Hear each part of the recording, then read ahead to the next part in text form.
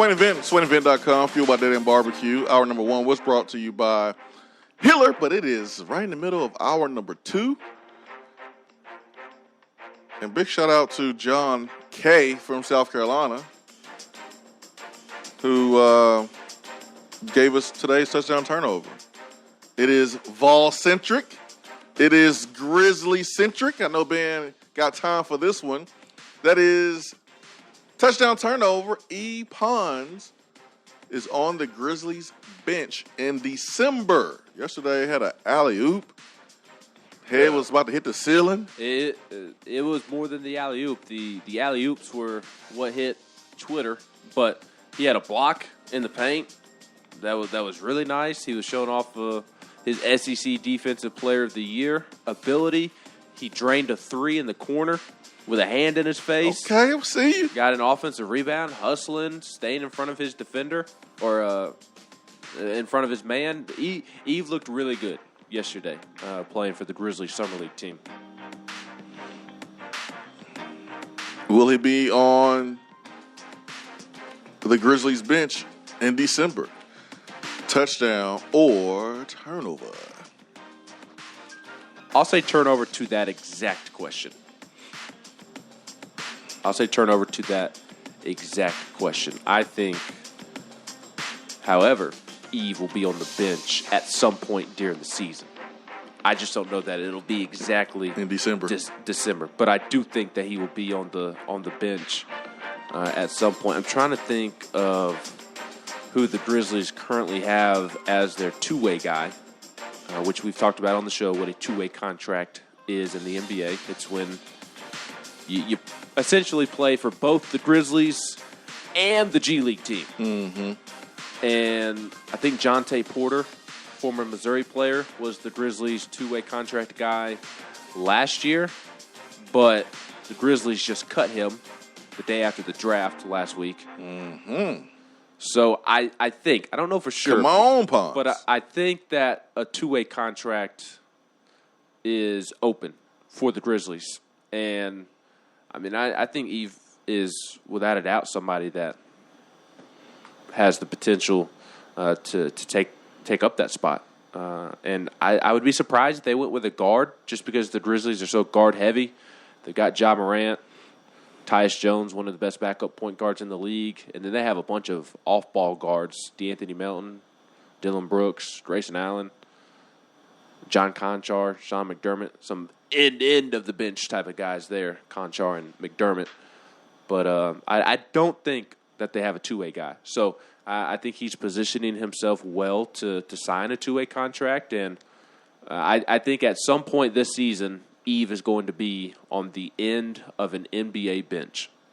I don't know if it's with the Grizzlies, but I think he'll start off in the G League, and I think he'll show that he's better than most end of the bench guys. It's for a guy like Pons, it's not hard to be better than the end of the bench guys in the NBA, and that's always been my thought process on Eve, is that he has the potential to play a couple of years in the NBA because he has an elite skill set that teams can utilize off the bench from time to time in games. And he's worth keeping and stashing at the end of a bench because you never know when you're going to need that type of skill set, especially in a league like today when it's all about points. So I'll say turn over to your exact question about in December, but at some point I think he'll be at the end of the bench, and it may not just be the Grizzlies. I think just a team in general. I'm gonna go touchdown, man. I think if he continues to play like he played last night and showed that he can make that shot from the corner and play great defense, do all the little things, I think there's a spot for him. The only question is, will it be in December? Because that's typically kind of at the beginning of the season. But I'm gonna go out on a limb. I'm gonna say touchdown, man. I got confidence in Pond. Not saying that you don't, but I'm gonna go out on a limb and say touchdown. All right, back to the text box.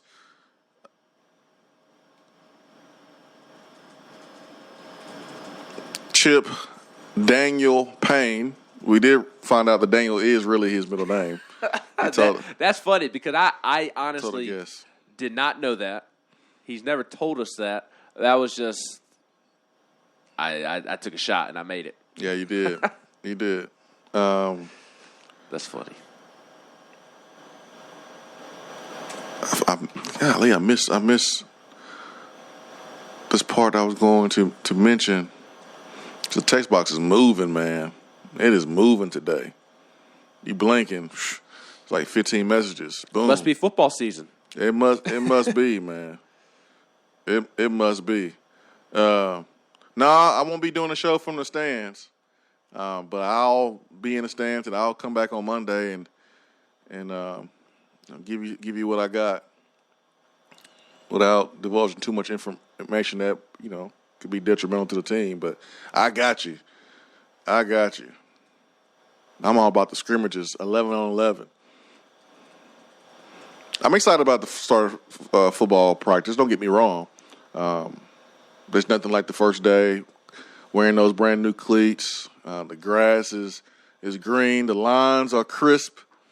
That excitement, you can't beat it. But football is played in pads, and you got to hit.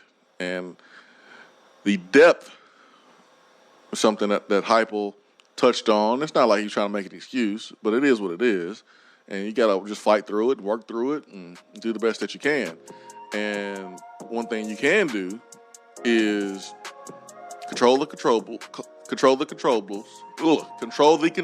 which is trying to take care of your guys in fall camp as much as you can, while at the same time getting quality reps and finding out who can tackle, who can't tackle, who can break tackles, who's tough, who can we count on in the trenches. You got to hit. But at the same time, you got to make sure that you don't, beat guys to the ground. Don't have a Carolina Panthers situation. Did you see that story?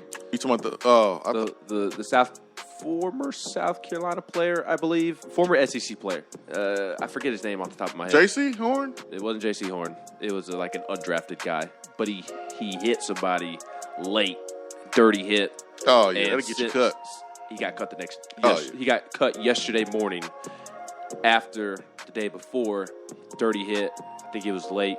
It was dirty hit to send a guy to the hospital. Oh yeah, knock somebody out cold. Oh, you get cut. And he got cut the next day. Remember when Sean Galden, who was a third-round pick, hit that dude in practice, and the vets talked crazy to him? Yeah, well, you just got to take care of your own teammates. Yeah, and then you also had the situation yesterday with the Giants where Daniel Jones was at the bottom of a scrum and fight.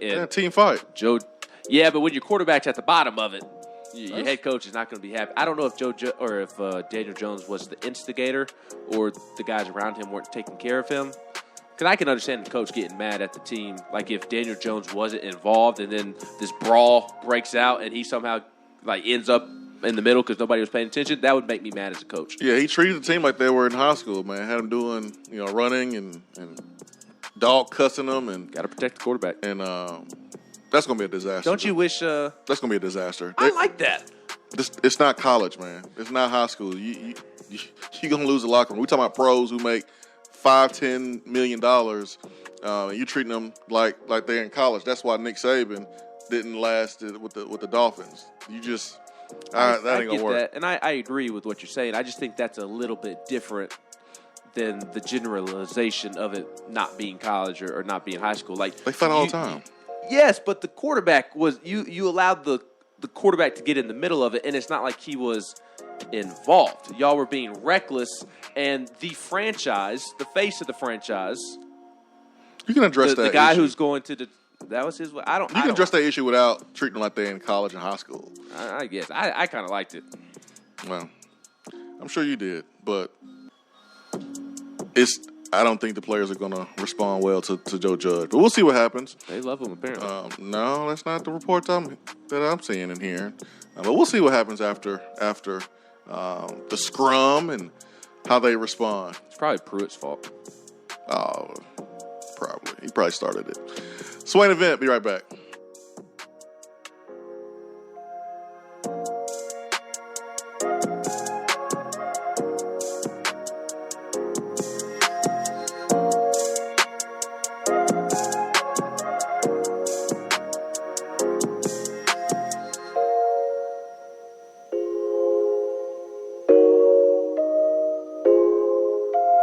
While the other guys are taking guesses, the Swain Event is taking you behind the scenes and in the huddle every morning from 7 till 10 right here. More and more Tennessee businesses are switching to Iris Networks for reliable, local, high-quality, high-speed business fiber internet.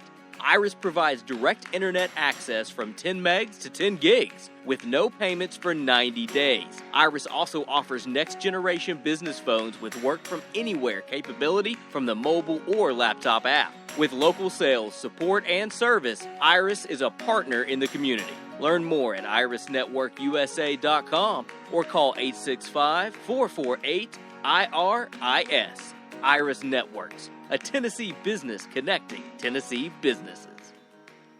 It's a new season, which means it's time to rep your team in new ways with gear from Game Time Sidekicks. Rep the Vols with every sip with a new tie-dye tumbler or bottle. They also have a new NFL Players Association product line, so you can support your favorite VFL on Sundays. Want to put your own flair on a tumbler? Game Time Sidekicks has you covered with options to add your own text or even a monogram on the back of your favorite team tumbler. To check out everything that Game Time Sidekicks has to offer, go to GameTimeSidekicks.com. Carry your team with Game Time Sidekicks. Top 100 barbecue restaurant Dead End Barbecue is a no-brainer when you are craving the smoky flavor of quality Q. Dead End makes it easy to enjoy their fantastic menu with online ordering from Chow Now for pickup. Or, if you don't feel like leaving the house, then have Dead End Barbecue delivered right to your door by Loco Knoxville or Bite Squad. There is no better restaurant in town to enjoy the madness of March with. Cheer on the Vols and the Lady Vols with the best barbecue around. Check them out online at deadendbbq.com. Dead End Barbecue. The search is over. When you start your own business, you know that branding can make or break a new venture. That's why Swain Event relies on 42nd Street. 42nd Street is a strategy agency focused on finding creative, open-minded, results-driven solutions to brand design. After over a decade of operations in East Tennessee, the brand architects at 42nd Street have the experience and creative know-how to ensure the success of your business branding, logo, web presence, and more. To see a real-life example of their amazing work, you can check out our website at swainevent.com. Don't trust the branding of your business to just anyone.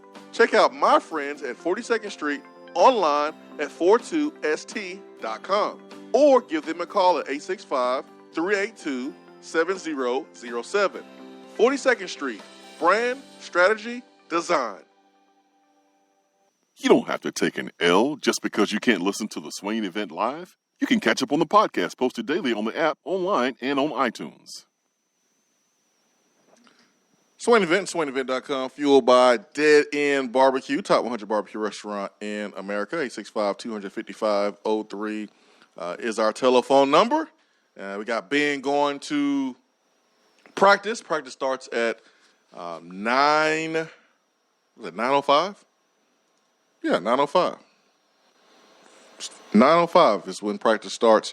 First practice of the year for Tennessee. So you got me. So if you give us a call at 865-255-03, I'll just patch you in because I'm running the phones, board, and doing the show for the last hour and 15 minutes. So if you want to give us a call, you can do that, get in on the conversation. Earlier in the show, I mentioned what Josh Heupel had to say about Austin Pope, and it really stood out to me. Every time you have a press conference, there are a few things that stand out, especially when you have a media day right before the start of the season. You get a lot a lot of information, and that was the case yesterday as we got both coordinators, we got Josh Heupel, and several players. So a ton of really good quotes, and when you have a ton of good quotes, there's going to be a few that really stand out. And for me, that was what Josh Heupel had to say about Austin Pope. You want to know how a coach is going to do at a place like Tennessee? It is how a coach handles situations like Austin Pope. Simple as that.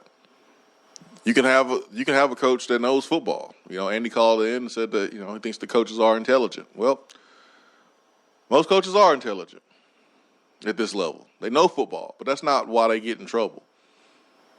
They get in trouble because they mismanage certain situations and they lose trust of their staff and lose trust of their players. X's and O's is the easy part. But how you manage situations can make or break you. How you treat one player and handle one situation could really make or break you. And I thought Josh Heupel, and talking about Austin Pope, who retired from the game, and Austin Pope is someone that is from Sevier County, transferred over to CAK, was a receiver for a lot of his career in high school. Then he made the switch to tight end. And then, boom, he gets a scholarship here at the University of Tennessee. Battled tons of injuries. Set out last year. The work that you put in, healthy, that's a lot of work. Don't get me wrong. The work you put in when you're healthy, doing all the running, doing all the lifting, all the training, but the work you put in to get back on the football field, that's a different level. And I think it's harder because mentally, it's a struggle every single day. Because you want to get back to 100% as quick as possible. You want to get back out there with your teammates. You think about the times when you were 100%. And Austin Pope went through that process of rehab. And it's a lonely process. It's just you and the trainer. It's lonely. You're not high-fiving with your team doing workouts. It's lonely. And it can really affect your mental health. And it's tough. It's harder to train when you banged up and you're rehabbing. And Austin, that whole year where he was out last year, did everything in his power to get back and got back. And then one day in the weight room, boom, back is hurt again and his career is over. But what Josh Heupel said about Austin Pope, to me, was powerful. And I think this could be a big reason why Josh Heupel is successful here.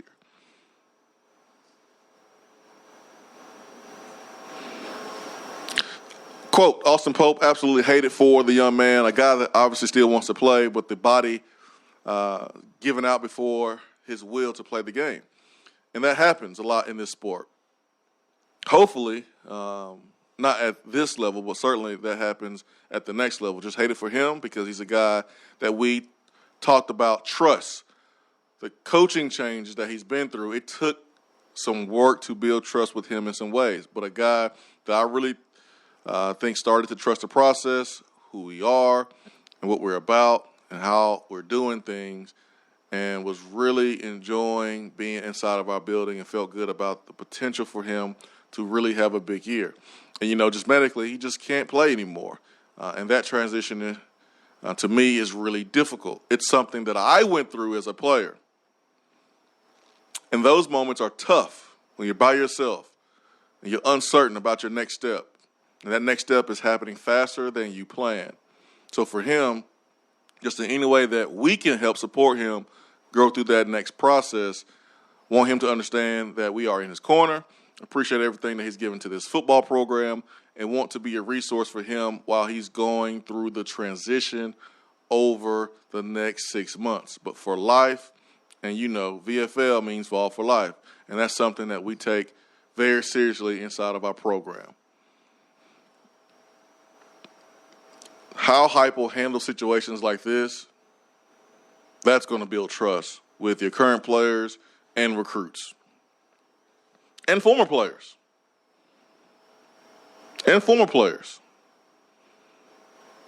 Players are not stupid. They see the change up that coaches make. You see it when someone calls you that you haven't talked to them in a long time. What do you say? Oh, they must want something. Oh, they must want something. Or someone's being extra nice to you. Hey, Chip, hey, man, that's a nice shirt you got there. You're giving that person a side eye. What you want, Frank? You want to borrow some money, Frank? What you want? Somebody being extra nice to you. Coach is being extra nice in recruiting. They get you here, you make plays for them, and then you don't go to the league. Then you really see how they feel about you. Because when you go to the league, they still show you their love because they can use you to recruit other players. Oh, look at this player, we got this player to the league.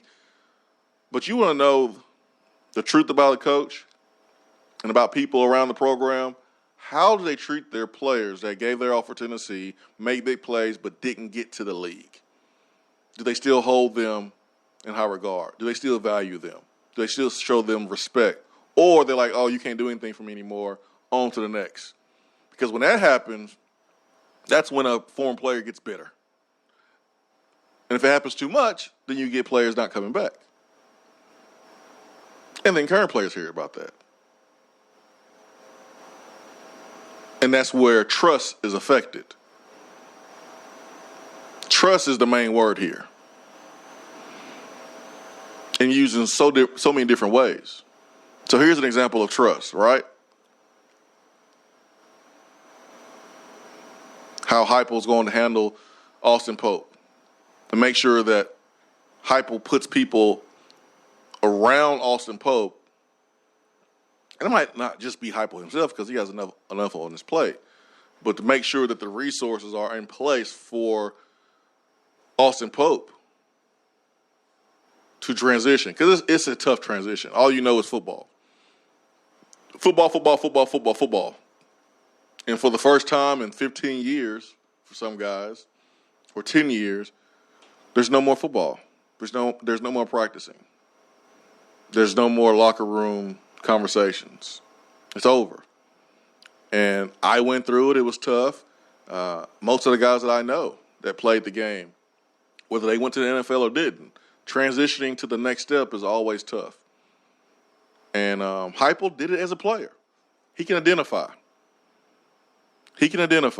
Someone that won national championship, that was this close to winning the Heisman, even he had to transition from football into the real world. And it's not easy. So that, for me, that was a statement of the day yesterday for me. Everyone's talking about the quarterback, what the coaches said about the quarterbacks. Listen, I told you who I think is going to be the quarterback. It's going to be Joe Milton. I said that 2 months ago. So it wasn't even talk about the quarterbacks that stood out to me. Josh Heupel's success here at Tennessee, whether he has it or not, is about that paragraph I just read, his comments about Austin Pope. Because that's about trust. That's about trust. You want to be around somebody you trust. Recruits, you want to be around somebody you trust, right? You want to play for somebody you trust. You want to do whatever they ask you to do if you trust them.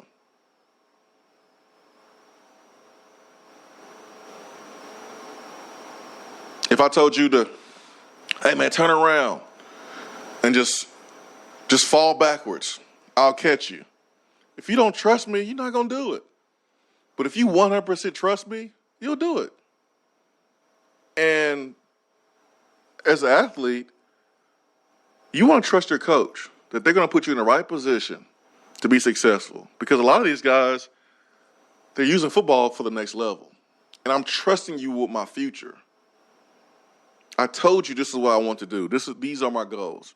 I'm trusting you to put me in the best position so I can take care of my family and provide for my family and showcase my talents. And when I don't trust you, you get what we saw the last couple of years on the football field. You get what we saw in 2017. You get what we saw in 2015 and 16. Even when Tennessee was winning some games, the trust wasn't all the way there. you don't maximize your abilities and your potential.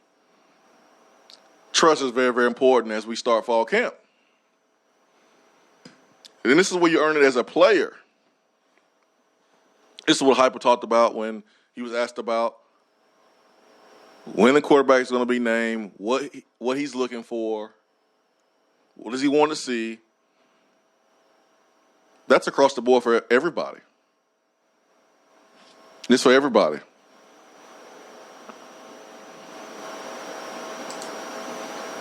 This is where you earn the trust of your coaches and your teammates. That's all fall camp is about. Tim Banks was talking about, man, we hate to put somebody out there we don't trust. Nobody wants to do that. I don't want anybody next to me or playing with me that I don't trust, that's going to do their job. Either you're going to get me killed or you're going to cause us to lose a game. You're not going to play a running back if you don't trust that he's going to hold on to the football. You're not going to play a running back if you don't trust that he can pick up blitz protections and handle his blocking responsibilities. You're going to get a quarterback killed. I don't care how big Joe Milton is, but if he's getting hit from his blind side and he doesn't know it's coming, he can get hurt too. You're not going to play a wide receiver that is supposed to be 15 yards in the middle of the football field in a certain spot, but instead he decided to run a go route and it's an interception. Fall camp is about trust and earning that trust. From quarterback to tight end to running back to DB, doesn't matter. It's about trust. And that's where you earn it. It's not about what you say. It's about what you do. That quote stood out to me from Josh Heupel. Trust. Trust. The other McKee says, I think the bigger test will be in 4 years when a situation like Pope and Locklear happens. We have scholarships to burn right now. What happens when the roster is full and a guy retires before his last year? Hopefully the same as what happens when you're flush with scholarships. Well, you don't get that number back until the next recruiting class anyway. So for Austin Pope, Tennessee doesn't get that number back for the 2022 class. They get it back for the 2023 recruiting class. So it's kind of easy to follow through and keep that guy on scholarship because that was something that you were going to do anyways this year. So you keep him on scholarship this year. You take care of him. He gets all the perks of being on scholarship, getting his food, getting his per diem and his cost of attendance, all those things while he's trying to figure out his next move.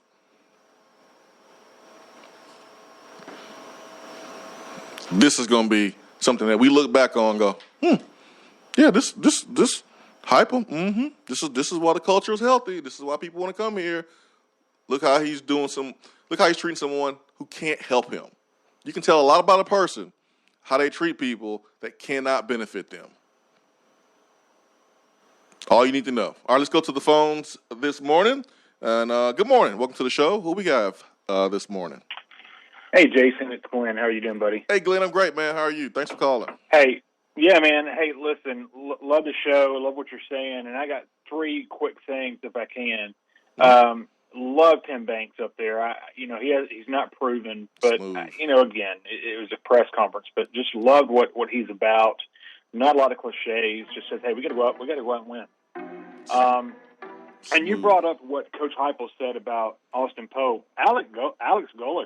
I mean, man, it's I don't want to say emotional, but you can tell it really bothered him too. But what really stood out to me yesterday was Matthew Butler's interview and how intelligent that young man is and how mature he is.